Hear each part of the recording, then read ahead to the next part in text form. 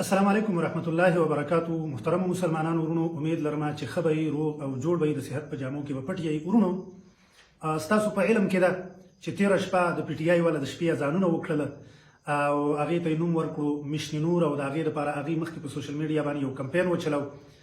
بیا ځینې مذهبي جماعتونو او غیر مذهبي جماعتونو، سیاسي جماعتونو د هغې رد وکړو په سوشل میډیا باندې.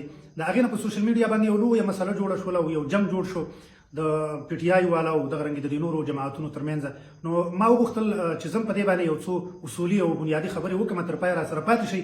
کوم ملګري مونږ ګوري هغې ټولو ته زما دا درخواست دی چې زما د خبرې تر پایه پورې واوري، ولې که چېرته زما د خبرو بعضې حصه هغوی واوري نو کیدای شي هغې ته د ځینو خبرو غلط فهمي وشي. ورونو، اول نمبر خبره چې زه کومه، نو اول زه د جمعیت والا او د اشاعت والا ورونو په خدمت کې یو درخواست کوم. د هغې نه وروسته به بیا زه د پی ټي آی والا په خدمت کې یو درخواست کوم، او په اخره کې به بیا زه د جمعیت والا په خدمت کې یو درخواست کوم. اول نمبر خبره خدا ده د جمعیت والا ته او د اشاعت والا ته، د هغې په خدمت کې زما دا درخواست دی چې ګورئ، پی ټي آی والا چې دا کوم کار وکړو دا حقیقت دی چې دا کار نه رسول الله صلی الله علیه وسلم کړی دی، نه دا کار صحابه کرامو کړی دی، او نه دا کار د دین بزرګانو کړی دی. لہذا د دې کار زمونږ په شریعت کې هیڅ قسم ثبوت نشته دی. لہذا په دغه خاطر باندې د دې کار کول دا ناجایز دي، دا ناروا دي. په شریعت کې د دې کوم ثبوت نشته. دې له به زه وروسته راځم، په دې باندې به انشاءالله زه تفصیلي خبره کوم. خو د هغې نه مخکې زما د اشاعت والا او د جمعیت والا په خدمت کې یو درخواست دی، او هغه دا دی چې ګورئ، کله هم تاسو یو چاله دعوت ورکوئ نو تاسو به د مخاطب حال مد نظر ساتئ. که چېرته تاسو د مخاطب حال مد نظر ونه ساتو، بیا به د فایدې په ځای باندې نقصان کیږي. او کله چې تاسو د مخاطب حال مد نظر وساتئ نو بیا به چې د کومې فایدې دپاره تاسو دا دعوت ورکوئ دغه به انشاءالله تعالی مفید وي. په دې باندې به ډېره بهترینه، ښایسته او مثبته نتیجه او ثمره مرتب کیږي. دلته تاسو دا حالات وکتل چې ګوره، پی ټي آی والا چې کله دا کار وکړو نو زموږ ځینې اشاعت والا او ځینې د جمعیت والا هغوی راولګېدلو او د دې تردید یې وکړو. خو د هغې د دې تردید یې په داسې شان باندې وکړو چې هغوی پکې د مخاطب حال مد نظر ونه ساتلو. هغوی دې ته ونه کتل چې زمونږ مخاطب چې کوم دی نو دا زیاتره جاهلان دي، عوام دي، د شریعت د ځینو مسایلو نه هغوی نه دي خبر. لہذا چې موږ د دغه خبرې خیال وساتو، بیا موږ دې له دعوت ورکړو. نو د دغه خبرې خیال هغوی ونه ساتو. څه چل وشو؟ نتیجه یې دا راووتله چې هغوی په دې خبره کې په ضد باندې ودرېدل. او دې پورې پوسټونه پکې ما وکتل چې د پی ټي آی والا وویل چې یاره اوس یې موږ ستاسو د قصد کوو. نو هغې دا اذانونه بیا وروسته زموږ د قصده ډېر کړل. دا ولې وشو دا کار؟ دا ځکه وشو چې موږ د مخاطب خیال ونه ساتو، د هغه حالت موږ مد نظر ونه ساتو، او موږ ډایرکټ په سوشل میډیا باندې د هغې رد شروع کړو. او بیا چې موږ د هغې رد شروع کړو نو په هغه رد کې لږ شانې کې تشدد و، او بیا تر دې حده پورې چې موږ راولګېدلو او ډایرکټ هغې موږ د قادیانیت په سب کې ودرول. موږ نه دي ودرولي، خو هغه کوم پوسټ چې شوی و، هغه کوم لیک چې شوی و، نو هغه لیک نه دې پی ټي آی والا دا فهم کړله چې دا وایي چې د پی ټي آی والا قادیانیان دي او دوی د قادیانیانو کار کوي، دا د قادیانیانو، حالانکه هغوی په دې حقیقت باندې نه وپوهېد.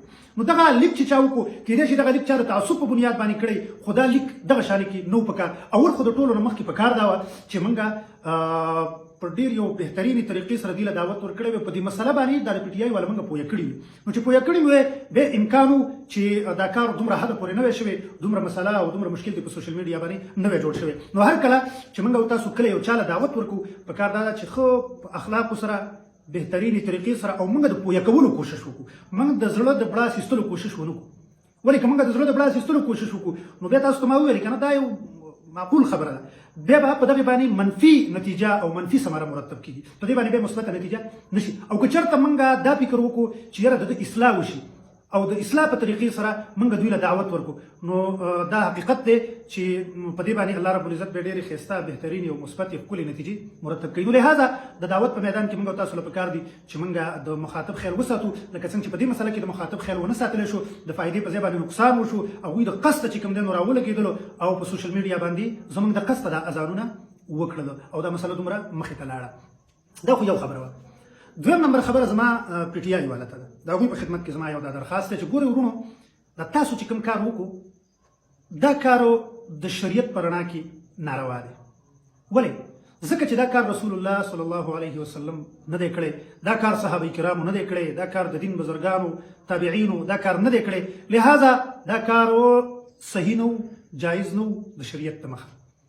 ما د پی ټي آی والا د ځینو ملګرو پوسټونه وکتل چې هغوی دا خبره کړې ده چې یاره که داسې شي نو بیا خو چې کوم دی دا ماشوم ته چې خلک اذان کوي یوه خبره، دویم د نبی علیه الصلاة والسلام په دور کې ګاډي نه وو، د نبی علیه الصلاة والسلام په دور کې جهازونه نه وو، د نبی علیه السلام په دور کې موبایل نه وو. بیا چې تاسو ورڅ دا ګاډي استعمالوي، جهازونه استعمالوي، موبایل استعمالوي، نو ګورئ ورونو دلته زه تاسو یو اصولي او بنیادي خبره کوم، او هغه اصولي او بنیادي خبره دا ده چې ګوره دوه قسمه کارونه دي.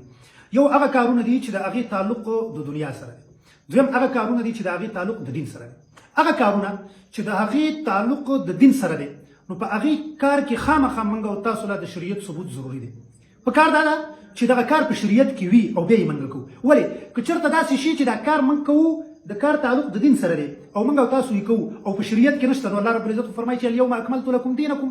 الله قرآن کې فرمایي چې دین ما مکمل کړی دی. نو چې دین مکمل شوی دی او موږ او تاسو یو کار کوو او هغه کار په هغه دین کې نشته، نو د دې خو دا مطلب شو چې زموږ او تاسو دا فکر دی چې دا دین لا نه دی مکمل شوی، اوس به موږ مکمل کوو. نو ګورئ کوم کار چې موږ او تاسو کوو او د هغې تړاو تعلق د دین سره، نو په کار ده چې په شریعت کې په اسلام کې د دې سره څه ثبوت وي. که ثبوت نه وو نو دغه کار به بیا موږ او تاسو له د هغې کول جایز نه وي، ناروا به وي. ګوره که تاسو د اذان خبره کوئ چې ماشوم ته خلک اذان کوي، نو ګورئ ورونو د ماشوم اذان د دې ثبوت په شریعت کې شته دی، ځکه موږ او تاسو کوو. نبی علیه الصلاة والسلام په باره کې الله فرمایي لقد کان لکم فی رسول الله اسوة حسنه. ستاسو ماډل، ستاسو نمونه هغه رسول الله صلی الله علیه وسلم دی. د رسول الله صلی الله علیه وسلم ژوند دی. یو کار چې موږ او تاسو یې کوو او هغه د دین کاري، په کار دا ده چې دغه کار د نبی علیه الصلاة والسلام په ژوند کې وي. که چېرته دا کار نبی علیه الصلاة والسلام نه و کړی، نو بیا به ما او تعالی د دې کار کول جایز نه وي. یو د دنیا کارونه دي، هغه کارونه چې د هغې تعلق د دنیا سره دی، نو هغه کارونو کې ضروري نه ده چې دغه د نبی علیه الصلاة والسلام کړی، ځکه دا خو د دین نبی علیه السلام خو دنیا دپاره نه و راغلی. نبی علیه الصلاة والسلام چې دنیا ته راغلی و هغه د دین دپاره راغلی و. نو هغه کارونه، هغه شیونه چې د نبی علیه السلام په دور کې نه و، اوس شته خو تعلق یې د دین سره نشته دی، نو په هغې کې د نبی علیه الصلاة والسلام تابعداري ضروري نه ده، ځکه چې هغه دنیوي کارونه دي او نبی علیه الصلاة والسلام چې دی نو د دنیوي کارونو دپاره دنیا ته نه و راغلی. فکر کومه چې په دې مسله باندې به ستاسو ذهن خلاص شوي. ګوره یو بله خبره به تاسو ته زه وکړم. موږ چې کله اذان کوو، نو موږ په اذان کې اخیره کې وایو لا اله الا الله. اذان په لا اله الا الله باندې ختمېږي. نو ګوره لا اله الا الله نیمه کې کلمه پاتې کړه، محمد رسول الله ورسره موږ نه وایو. ولې؟ محمد رسول الله ویلو کې ګناه ده؟ نه، محمد رسول الله ویل ښه کار دی، ګناه پکې نشته دی، خو که په دې ځای کې دې وویله نو ګناهګارېږي. ولې؟ ځکه چې نبی علیه الصلاة والسلام په لا اله الا الله باندې اذان پرېښی دی، هغه سره محمد رسول الله نه دی ویلی. نو ما او تا به مو سره نه وایو. که ما او تا ووایې په دې ځای کې، نو محمد رسول الله باندې ګناه نشته، ثواب دی پکې، خو په دې ځای کې به پکې ګناه وي. بل مثال به درله درکړم. موږ او تاسو مثلا مازدیګر 4 رکعاته لمونځ کوو فرض، 8 ولې نه کوو؟ که داسې شي نو په کار دا ده چې بیا موږ او تاسو 8 رکعاته وکړو، ځکه 8 رکعاته کې بیا ثواب ډېر دی. خو که دغه ځای کې د 8 رکعاته وکړلو نو دلته به د ثواب په ځای باندې ګناه میلاویږي. دا ګناه به ته څه شي میلاویږي؟ دا به د نبی علیه الصلاة والسلام د مخالفت، د شریعت د مخالفت به تا ته میلاویږي چې شریعت 4 رکعاته مقرر کړي دي او تا څه وکړل؟ 8. حالانکه په دې نورو 4 رکعتونو کې خو ته څه کنځل نه کوې، په دې کې به مونځ وې، خو دغلته به تا ته په دې مونځ ویلو باندې ګناه میلاویږي، ثواب به نه میلاوي. ورونو دغه شانې کې اذان هم دی. اذان ښه خبره ده، د الله په نوم ویلو باندې ثواب میلاویږي انسان ته. د اذان په یو ټکي انسان ته ثواب میلاویږي، خو په دغه ځای کې چې کوم دی په دې باندې به انسان ته ثواب نه میلاویږي، بلکې په دې باندې به انسان ته څه میلاویږي ورونو؟ ګناه به ورته میلاویږي. ولې؟ د نبی علیه الصلاة والسلام طریقه پکې نشته دی. فکر کومه چې په دې خبرو باندې به ستاسو ذهن خلاص شوی وي.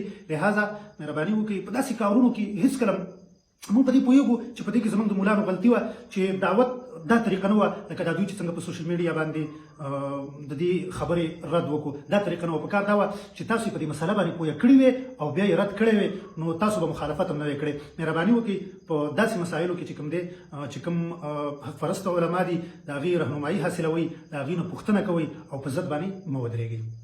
بله اخري درېیمه خبره چې زه کومه هغه د جمعیت والا ملګرو ته کومه چې ګورئ ستاسو خو دا حق نه جوړېږي چې تاسو په دې باندې رد وکړئ. ولې؟ ځکه چې تاسو په خپله باندې دا رقم کارونه کړي دي. ستاسو ویډیو شته دی، زه به انشاءالله په دې کې ولګوم چې په داسې یو موقع باندې د داسې یو مصیبت او د تکلیف او د مشکل په موقع باندې ستاسو دغه زیړو جامو والا چې کوم کسان دي، انصار الاسلام ورته وایي که څه نوم یې دی، دغه ښه په اجتماعي توګه باندې اذانونه کړي دي.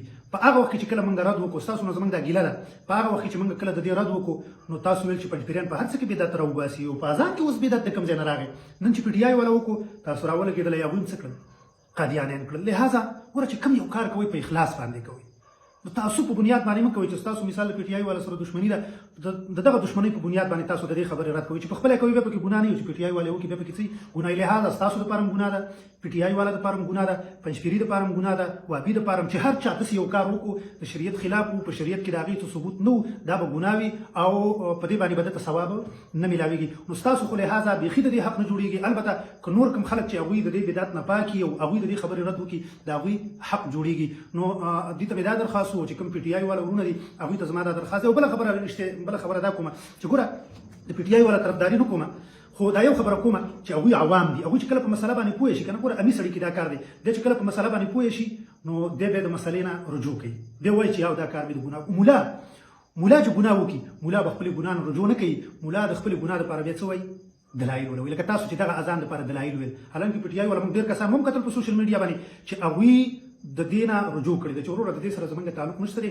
علما ویلي چې دا کار ناروا دی لهذا دا کار چې دی ناروا دی نو مولا سړی چې کوم دی هغه بیا ګناه له دلایل ګوري او چې عوامي پی ټی آی والا ټولو ته زما دا درخواست دی که هغوی ځینې پکې داسې پوسټونه هم کړي د مولانو د قصده چې بالکل هغه کفریه پوسټونه په هغې باندې سړی د ایمان نه خلاصېږي خو داسې پوسټونه هم کوم کسانو کړي په کار ده چې هغوی د الله رب العزت نه د هغې معافي وغواړي او دا کوم کار یې چې کړی دی دا تسلیم کړي چې او حقیقت دا دی چې دا کار من کړی دی دا د شریعت خلاف کار من کړی واخر دعوانا الحمدلله